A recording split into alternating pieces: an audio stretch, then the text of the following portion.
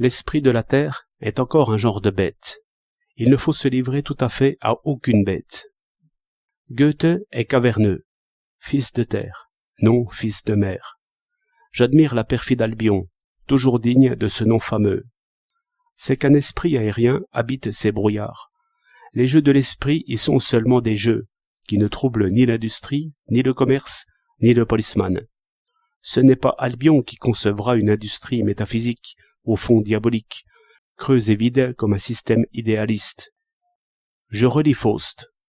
Le héros allemand s'envole dans les nuages. La Grèce du Faust, c'est encore un nuage. Les vrais Grecs étaient des navigateurs, errants et paresseux par métier, pillards selon l'occasion. Il y a du cynique dans cette pensée-là. Le jeu des oppositions n'y est jamais tragique. Le même jeu est sérieux et même tragique dans Fichte. N'est-ce pas ce rêveur qui a inventé le socialisme intégral dans l'état commercial ferme? Les Anglais n'eurent jamais la tête métaphysique. Leur idéalisme, quand ils vont par là, ne se noue pas. C'est que l'action est occupée ailleurs. La philosophie naturelle de l'anglais, c'est l'empirisme. Il y a autant d'esprit dans l'empirisme que dans n'importe quel système. Seulement l'esprit n'est pas dans le système. L'esprit s'en retire à mesure qu'il le fait. Telle est l'apparence du matérialisme pour ceux qui cherchent l'esprit dans la montagne. Le matérialisme est le grand exorcisme. L'esprit n'y est plus du tout objet. L'esprit est seulement observateur et douteur, et libre chez soi. Les contraintes ne sont que de police. Personne n'adore la police, ni ne la prend pour raison substantielle. Ce n'est qu'un balayage économique. On pend comme on balaie. La politique est comme la matière, sans âme aucune, et gare à vous si vous marchez sur les pieds du policeman. Vainement, vous essaierez de lui prouver que vous êtes de même opinion que lui. Il n'a pas d'opinion, il a des pieds.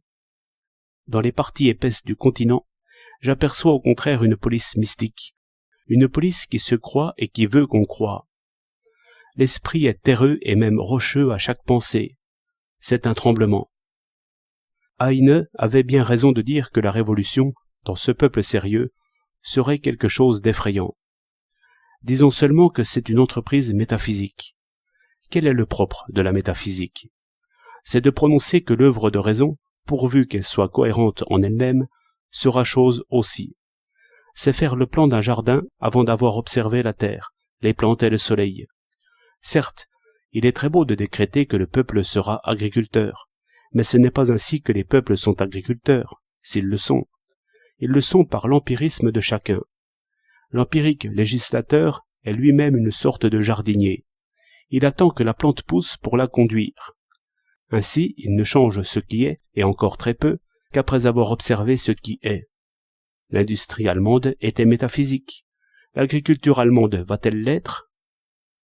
Cette idée du gouvernement, qui est une idée magique à proprement parler, a fait des ravages partout.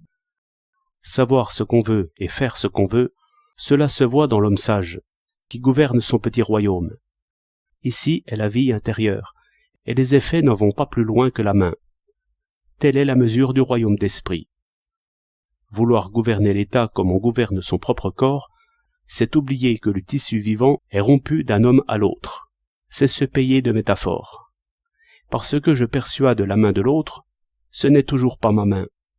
Il faut bien des travaux et bien des intérêts et bien des œuvres pour lier une main à une main. Bref, l'État n'est pas un être mystique. Le noyau en est de terre et de rochers. C'est dans la nuit de l'esprit que les rochers sautent au commandement. Par une rencontre qui n'est point de hasard, toute magie est noire. C'est dire que, par l'action qui veut être tout intérieure, et qui est par cela même tout extérieur, on n'évoque jamais que la nature inhumaine et l'aveugle force des 4 éléments. L'animal est soumis à ces choses, mais l'homme se meut par soi, et non par le voisin. Par le voisin, il est poussé. Chose.